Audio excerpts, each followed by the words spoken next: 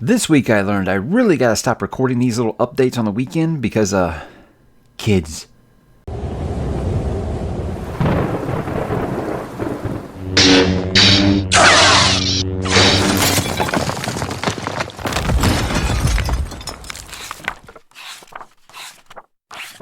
Hey, what's up, bookworms? Mike back with another weekly update. As February is just going by really, really quick. So I feel like that for everybody else, it's already the shortest month, but it just feels like it's going by faster than usual. Guys, this happens when you get in your 40s. It's like, well, we should just go by this. But guys, let's begin like usual. Let's talk about what I am reading. I did finish Golden Fool, book number 2 in Tawny Man, book number 8 in the series as a whole. And I'm kind of mixed on it. It's like, while I don't think it was a bad book, I didn't have a miserable time going through it. It's one of those where I just kept saying, so when's the plot going to start? So I said in Fool's Errand, I really did like her slice of life. Obviously, she's very, very good at that. I'm having a great time hanging around with these characters. She introduced a couple new ones. I'm really liking the feel of always her relationships. They're great. I just didn't think that about the midway point, you get what you think is going to be the plot of the book. And then the rest of the book, they don't go do that. And it feels like, okay, so they're waiting for book 3 to start doing that thing that you brought up in the middle of this book. With Robin Hobb, I think you got to understand is, if you're wanting like a sense of urgency, I don't necessarily know if she's going to be the author for you. She does always kind of take her time to set the stage. But I've heard so many great things about Fool's Fate. A lot of people have it as their favorite book in the series. So I figured, okay, this might be a little bit of a setup book. A little more than I liked. I'll be honest with you. I would say that this is probably my 7th favorite book in the realm of the Elderlings. However, the 6 that are before it are books I consider amazing books, you know. So it doesn't mean that it's a bad book, like I said. It's just I don't know if I needed 650 pages of setup. But there are things about it that I do like, and I'll do a rapid review on it since I'm not going to be doing, individual reviews for Realm of the Elderlings for going forward, just because of dwindling interest. But I will do a rapid review and kind of talk about some of those things outside of what I'm mentioning here. But again, I'm very excited for Fool's Fate next month. Philip and I will be wrapping that up, and that way we can set up our panel of the Elderlings to not only do live ship, but also to do Tawny Man, hopefully before we start the Rain Wild Chronicles in April. Guys, then I went ahead and picked up a man called Uva. This is my first experience with Frederick Backman. I always want to say Patrick Bateman. That's something very different. Frederick Backman. This is one of those things where this book was good. It was a fine book all the way around. I think he's a competent writer. I had no problems with the storyline at all. It did feel very familiar. I would say it very much felt like, say you're taking Gran Torino with Clint Eastwood and Up by Pixar, and you mash those into a book. That's kind of what I got out of this. And you can see the theme of, there's a grumpy old man and dealing with like younger neighbors kind of thing. Very much that is a theme here. But there's a lot more to it. There's a lot more heart. There's a lot more personal connections. A lot more stuff that'll tug on the whole heartstrings. But I'll be honest, I didn't get hit in the feels as bad as everyone else does with a book like this. I don't know. Maybe it's because I did find a lot of it predictable. I do think that the very last pages are beautiful. Just like completely just like, wow, if this was a movie, there wouldn't be a dry eye in the house. And there is 2 movies, honestly. And I'll talk about that here in a second. But with this, it's one of those things where I think that Frederick Backman had been hyped up for me so much from readers on my Discord that maybe I was just expecting to be completely blown away, and it wasn't. Like I said, competent book, good. I had a good time reading it. It's nothing that, like I said, I feel like, okay, I've got to get my next Frederick Backman book on my TBR ASAP. I don't feel like that right now. So I don't know. Maybe it was not all it was cracked up to be. Maybe it was. Maybe I just wasn't in the right place. I'm not really sure. Again, like I said, I give the book a thumbs up. I recommend. I just don't think it's anything that you have to read it immediately like it had been sold to me as. So as far as the movies go, I think I'm planning on watching the Swedish version instead of the American version, just because it sounds like the Swedish version is much more faithful to the book. That's what I've been told a lot. And for whatever reason, guys, when I was reading that, I never saw Tom Hanks as Uva, not at all, or Otto, I guess they're calling it in the States. But I think that it's so really, it's kind of weird. Someone was like, so what did you expect? What were you imagining? And I said, I don't know. I was thinking I don't know, someone grumpy, or like maybe like a J.K. Simmons, someone who's really, really aggressive grumpy, but also kind of compassionate when he needs to be. And people are like, that's amazing because he does the audiobook. So that's kind of funny there. But I don't know. It's a book, like I said, I'd recommend. It's just, I wasn't just as affected and destroyed emotionally as everyone else seems to be with that story. But who knows? Who knows? I do have anxious people, and everybody tells me a lot that the dad shit in Beartown will get you. So again, like I said, it is an author that I'll read again. It's just nothing that I feel like I got to do immediately because I was so into it. So the last book I've got left for February, guys, I've read them all except for Tyranny of Faith by Mr. Richard Swan. About that far into it. It has an interesting premise. Like always, I love Justice of Kings with this one. This one starts off a little different, where I felt like the first one was just, you're kind of sticking to like small towns and villages. This one, boom, you're in like the largest city in the world, getting to see that Empire of the Wolf, getting to see what that's all about. You get to see the Emperor, all these things that, you kind of curious about that first week. You get to see that here, and then he gets into like some really like just necromancy, like some Eldritch Lovecraft kind of stuff, and it's going really well. And now I feel like I'm on a side quest where they're looking for someone who's been abducted, and it's like, this feels like two books kind of mashed into one. Now I'm going to give it time, obviously. Again, I'm not that, what I say, about a third into the book, I guess, if I had to guess. But I'm interested to see where Richard does take it, because I've heard that the last act in this book does absolutely just completely melt your face off. And then we did make a little bit of progress on Percy Jackson. I'd say we're about 70% done here with the Titan's Curse. Again, he's been getting in trouble lately. Couple of things, a couple times we had planned to read. I told you guys last week about getting into like the dad chronicles here, but I told you last week he had to start telling me at a certain time he wanted to read, or else it was too late.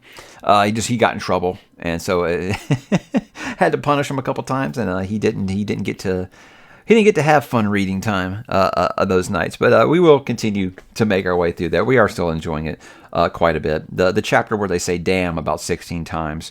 That's how you are a brilliant author for kids, is you find a way to put curse words in there and get away with it. I think that was a lot of fun for both of us. So guys, what am I going to read? Well, I'm going to finish Tyranny of Faith, obviously. That's the priority here for February. And then I decided to move this one up, because if you've been watching the channel this week, something kind of crazy happened. I will be reading Tress of the Emerald Sea. Is it Tress of or Tress? Tress of the Emerald Sea by Brandon Sanderson.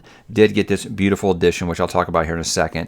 But I want to try to get this knocked out before before February ends and March begins, and we get back into our Red Rising read along.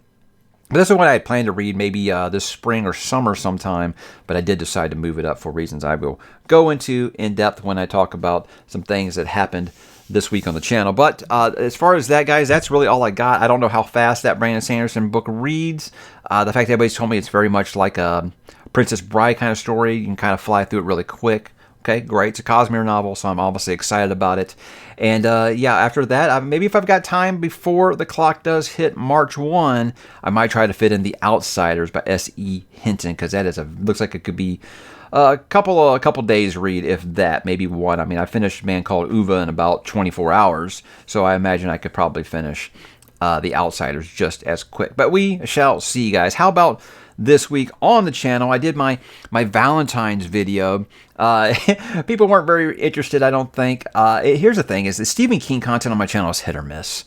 It really is. I mean, I'll have one thing by Stephen King, and it's just like wildly successful, and the next one's like crickets. No one is really interested. And I feel like it's going to be like that with Stephen King content with my audience quite a bit.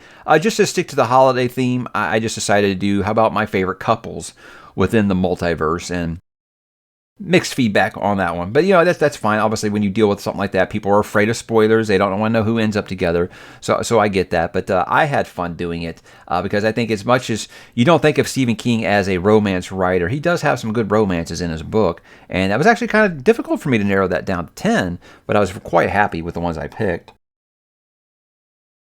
I even found a way to get the Dark Tower on there twice. Yeah, so there we go, guys. After that, I did one. Recently, I did a video about, I'm going to be finishing The Expanse this fall, and I want you guys to help me pick my next sci-fi series after that. And I presented 5 and let people go in the comments and tell me which one they most wanted. And, the winner was Adrian Tchaikovsky, and we'll be doing Children of Time. So I decided to do the whole same thing, but with fantasy this time, for when I finish Robin Hobb's Realm of the Elderlings this fall around the same time. So I presented 5 fantasy series in that. And what I'll say about that one is I'm encouraged because it's very close in the comments. I did 5. I say there's one that's very clearly towards the end, and because it is a series that a lot of people hadn't really heard of, and Alex Veris. So my audience really isn't super, super high on that one. But there is a lot of people who said they were interested because of how I described it in that video. But of the other 4 fantasy series, I would say it's close. Like, I would literally, just going by the eye test, I'd have to actually go through and tally them up and see how close it is. Because right now I feel like it is all over the place, which is encouraging. Because when I did the sci-fi one, I knew within the first day it was going to be Children of Time by Adrian Tchaikovsky, because he just completely ran away with that one. With this one, it's much, much closer. Lots of Cornwell fans, lots of David Gemmell fans, lots of fans of the new series by Ryan Cahill, lots of fans of Peter Macklin's Priest of Blank series. What's it, War for the Rose Throne? So it's a close competition over there. So if you guys still want to vote, please jump on that video and leave me a comment for which one you'd like to see me do, because I think that one's really going to come down to a photo finish. And that's exciting to me, because I do plan to read all 5 of those, but that is going to determine which one I read first after I finish the First Lady of Epic Fantasy series this fall. I did my Clash of Kings review, going back to Westeros. Like I said, I kind of want to roll out those Song of Ice and Fire reviews very slowly, because I want to make sure that they're done right, because that is a series that is very, very precious to me. I spent probably, I don't know, 3+ hours putting together the intro for that. So yeah, it does suck a little bit when people are like, yeah, the video starts at 3:08. Don't watch that long, boring reading excerpt at the beginning. But I always love doing those, because I like to do that almost like a movie trailer, is in like, this is what I felt while I was reading that book. That's always what I've always tried to do with those. I don't do them as much as I used to. I used to do them with every single review, but I only do them with like the ones that I really, really am into now. So I'll be doing one next week for Red Rising. There's a little spoiler for you, but I'm always excited to talk about A Song of Ice and Fire, maybe my favorite fantasy series of all time, and I have so many great things to say about those books. And that's why both the review for that one and for A Game of Thrones have both been almost a half hour, because I can't talk briefly about those books. And it really is just one of those things where I'm like, if you guys just won't even give this series a try because it isn't complete, that's okay. That's your decision. But I'm never going to stop talking about it. I'm never going to stop waving that flag for Westeros, because I do love it, and I like to explain why. We're going to be doing spoiler talks for those here pretty soon as well. I kind of announced that in that video. And the last one, guys, I did a book mail video. Now, long story short, I did get a surprise gift in the mail from Brandon Sanderson and Dragonsteel Entertainment of the Kickstarter, which was for Secret Project number 1, aka Tress, and Tress of the Emerald Sea. I don't know why I can't keep that straight. And that video kind of got a mixed reception. Most people were very excited to see it. Most of the comments are very positive. There were some unpleasant comments on there, which I kind of like to clear up. I made that video as a thank you to Brandon Sanderson and Dragonsteel Entertainment for including me in something so incredible. That was really just my way of showing my gratitude of something that I did not expect. And I definitely just wanted to tell them thank you, that I really appreciate that they thought of me highly enough to send me something so precious and something that just completely blew me away. And I thought that was very clear in that video, but lots of comments were people very, very upset at me for basically, I guess they thought that I was flexing. I definitely was not flexing. I said in the video was not a humble brag. I just wanted to say thank you for it. But I understand there's a lot of frustration because there are a lot of people who did send in money. Sometimes a larger chunk than others for this Kickstarter, and they haven't received theirs yet. And they are not pleased with creators, especially ones like myself who did not back the Kickstarter, getting it before them. So, guys, I 100% understand that. And I can't say that I wouldn't have a little bit of annoyance and frustration with that as well. So I understand. But like I said, I just wanted to make that video to say thank you and show my gratitude. It was definitely nothing I was trying to show off on. And I hope that you guys can understand that. But again, I feel extremely fortunate and blessed that they would consider me one of the influencers that it deserves to get something like this. And it made me move Tress of the Emerald Sea up to read it here starting this week. So I'm very excited to do it, and I was very excited to show you guys that incredible, incredible gift that I did get. I did do a short. It was just a reading excerpt from Queen of the Black Coast. That's a Conan story by Robert E. Howard. And just kind of try to get more people to read Robert E. Howard. Really is what that is just showing this guy had magnificent prose and he could pack an entire novella's worth of storytelling in about 12 pages in his short stories. So if I encourage anybody to read more Robert E. Howard, I think that Queen of the Black Coast is a great place to start if you want to start there, because it's so much fun. I hope that did come across in that little excerpt reading there. I did do it at Friday Night Lights this week. Just had not much news really out there for me to talk about. All I've really done all week was watch Battlestar Galactica. So I didn't have a lot of new things to talk about to think that I could justify a Friday Night Live over on Mike's Media Reviews. But maybe this coming week. And there was really just a bunch of Super Bowl trailers, which I think I kind of already talked about the week before. So I didn't feel like just regurgitating that. And I'd still like the whole reason I don't do live streams on this channel very much is I'd like them to still be fun, still be fresh, and, not anything that anyone feels like they could skip just because, oh, well, he'll do another one next week. So I want to make sure that I'm still keeping that fun, but I do like doing Friday Night Live because it's a lot of fun just getting to talk to you guys. And getting to talk about something besides books once in a while is good for the soul a little bit. So how about a little bit of next week plans, guys? I do got some stuff done. I already kind of hinted. I'm going to be doing my Golden Sun spoiler-free review. And spoiler here for you, that's still my favorite book in the series at this point of the two that I have reread, honestly. But yeah, it did not disappoint on the reread. Very, very excited to talk about it here very soon. So that'll get my standard spoiler-free review. And then I'll be doing the spoiler talk with the good folks over at HowlerPod again the week after this one. I think the end of February. We'll be doing that one there at the end to give everybody, make sure everyone's had enough time to read Golden Sun. And guys, it's not too late to catch up with us if you want to join that read along. I've got some fun ideas going on. I talked recently about, it's kind of been misrepresented that Mike hates YA books, all YA books. He hates them all. And I've said, no, I hate like a couple specific tropes, love triangles, insta-love, Gary Stu, Mary Sue, Gary Stu, Mary Sue, whatever you call it, characters that don't have any struggles or they're just awesome for no reason at all. Those were my things. I am fine with young adult novels. I think that, I'm reading Percy Jackson with my kid right now, and I'm not miserable while I'm doing it. So I actually like young adult as, just something that you don't have to put a ton of commitment or effort into. Just, sometimes you just need a piece of candy instead of, a steak. It's fine to do that once in a while. So I think I was going to do something that's going to be like some YA series or books that, I wouldn't mind reading. I wouldn't mind checking these out eventually. So I've put together a quick little list of some that maybe I never got to while I was of a younger age and think that I would read them now and not be, oh, God, this isn't for me. I think when you go into things like that, understanding that you're not the target demographic, you can enjoy it a little more. But this was a list I put together a little bit easier than I expected. I thought I was going to have to do like a little bit of research, but I was able to come through with some series that I just kind of passed over at the time because I was like, I'm really just into adult fantasy. I don't want to read maybe some of these or some adult science fiction, but I think that there's some places that I could check out that I would actually have a lot of fun with, and I want to kind of talk about some of those. So I'll probably be doing that next week as well as my March 23 TBR. You guys did want me to go monthly with those, and I'm having a good time doing it.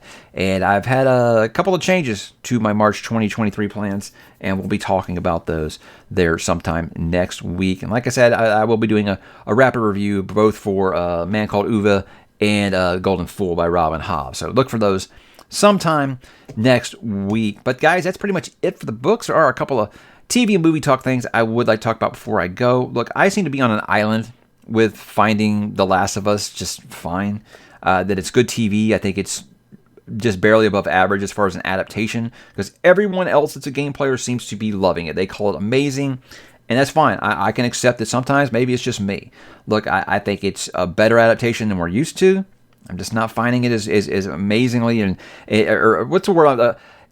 They are nailing this character, and I'm like, I didn't get that out of that character at all when I played the game. So I think, again, like I said, I don't like to be a wet blanket when everyone else except me is enjoying something. So I just think I just probably won't talk about it again on these segments going forward.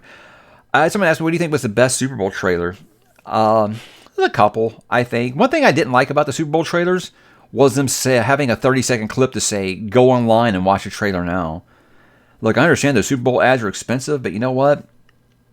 You either show up large or you don't show up at all. I think that you need to just go ahead. And in Disney, you've got the money. You can afford it. I'm going to say that the Guardians of the Galaxy trailer was great, but you had to go online to watch it. So I don't know if I can technically call it a Super Bowl trailer. But I'm very excited for Guardians 3, obviously. Look, I have no faith in the Flash because I love the Flash, the comic character. I love Barry Allen. He's one of my favorite comic book characters ever. Ezra Miller's not Barry Allen. And that isn't just because of what he's like in real life. It isn't anything like that, even though he's a complete disaster. I've just never really connected with it. I think that was one of Zack Snyder's worst casting decisions that he made for a character when he was in control of this.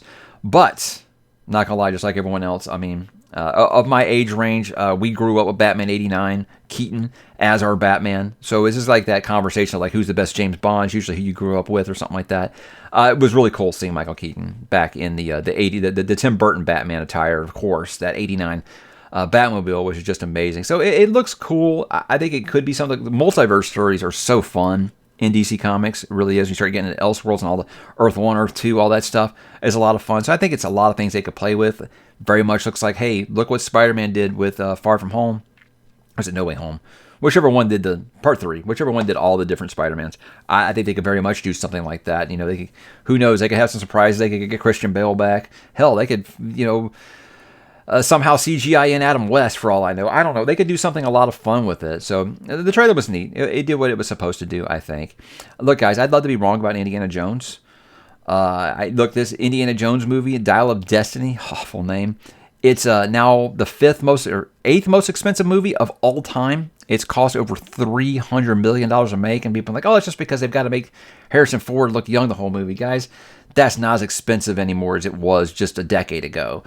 And that isn't what was going to inflate that budget. My belief is they've done a ton of reshoots because all those stories were out there about they did the fan screenings and the reactions to the ending were so negative that they had to reshoot them. Now, Nick Mangold has denied that. He's denied a lot of things.